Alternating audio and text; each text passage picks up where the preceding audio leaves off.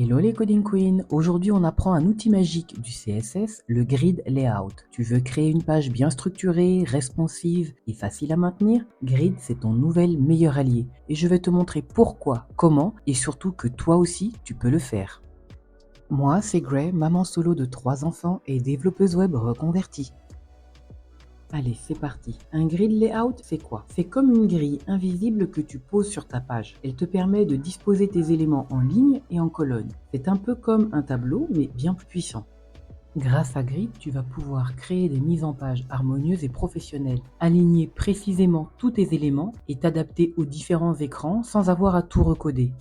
Dans cet exemple, j'ai créé une grille simple avec 2 colonnes. C'est l'une des bases essentielles du CSS Grid et tu vas voir, c'est beaucoup plus simple qu'il n'y paraît. D'abord, on commence par notre valise div classe container. Elle contient 2 blocs qu'on appelle ici colonnes 1 et 2 auxquels j'ajoute la classe item. Ensuite, dans ma classe container, j'applique display grid. C'est l'étape indispensable pour activer grid. La ligne grid template colonne 1fr 1fr, qu'est-ce que ça veut dire? Le mot 1fr signifie une fraction de l'espace disponible. Ici, on a 2 fois 1fr, donc 2 colonnes égales. Le navigateur partage l'espace en deux, comme si tu coupais une feuille en 2 parts égales. Puis j'ajoute un gap de 20 px, c'est-à-dire l'espace entre les 2 colonnes peut augmenter ou réduire la valeur. J'ajoute ensuite un padding de 20 px, c'est-à-dire une marge à l'intérieur. Pour un petit style, j'ai ajouté un fond léger avec un background color. Résultat à l'écran, tu as 2 blocs côte à côte, bien alignés, avec un espace régulier et des styles propres. Le tout 100% responsive si tu veux l'adapter plus tard avec des media queries.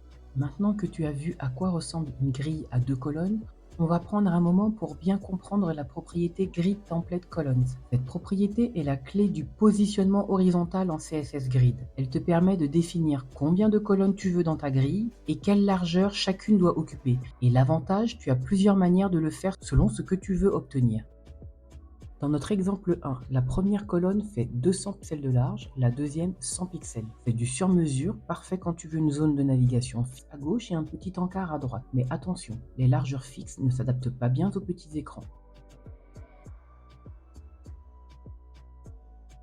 Dans l'exemple numéro 2, là on dit la première colonne prend 70% de la largeur du conteneur et la deuxième 30%. C'est plus flexible que les pixels mais pas encore complètement fluide. Par exemple, si l'utilisateur redimensionne la fenêtre, les colonnes vont s'adapter en fonction du pourcentage.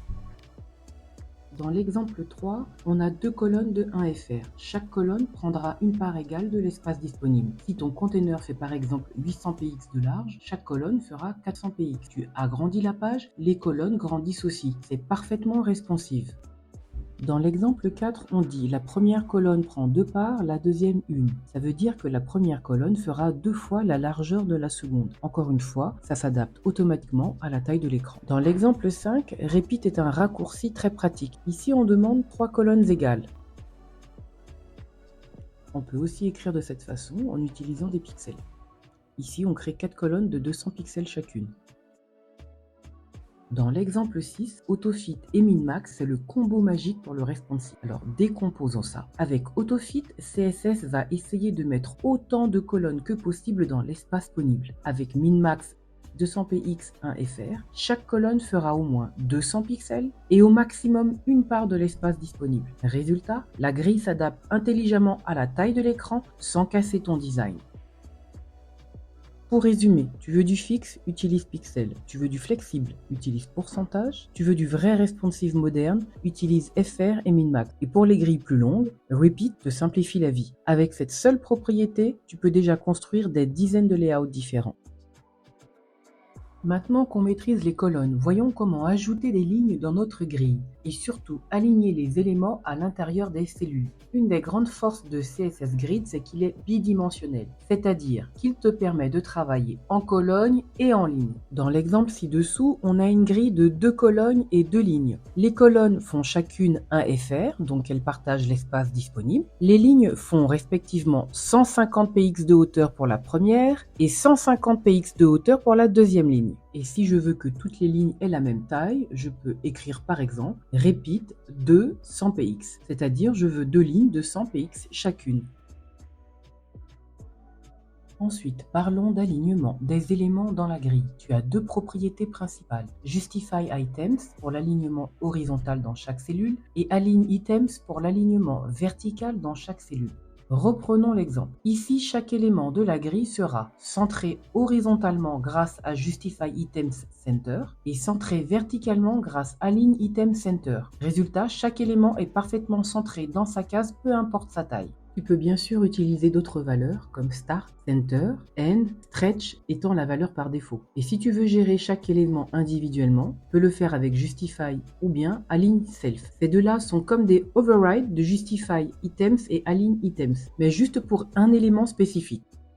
Ok Queen, maintenant que tu maîtrises la base du CSS Grid, il est temps de passer à l'étape indispensable, le rendre responsive. Responsive, ça veut dire quoi exactement? Ça veut dire que ta mise en page s'adapte automatiquement à la taille de l'écran. Ordinateur, tablette, smartphone, tu ne codes qu'une seule fois et ton site reste lisible partout. Ici, on utilise une media query qui dit si la largeur de l'écran est inférieure ou égale à 768 pixels, alors applique ces nouvelles règles à la classe container. Résultat, la sidebar passe sous le contenu principal, toutes les zones prennent toute la largeur, la page reste fluide, lisible sans avoir besoin de zoomer ou scroller horizontalement. J'ai utilisé la valeur de 768 pixels parce qu'elle correspond à la largeur des tablettes, mais tu peux l'adapter à 600 pixels, à 1024 pixels selon ton design. L'important c'est de tester et adapter.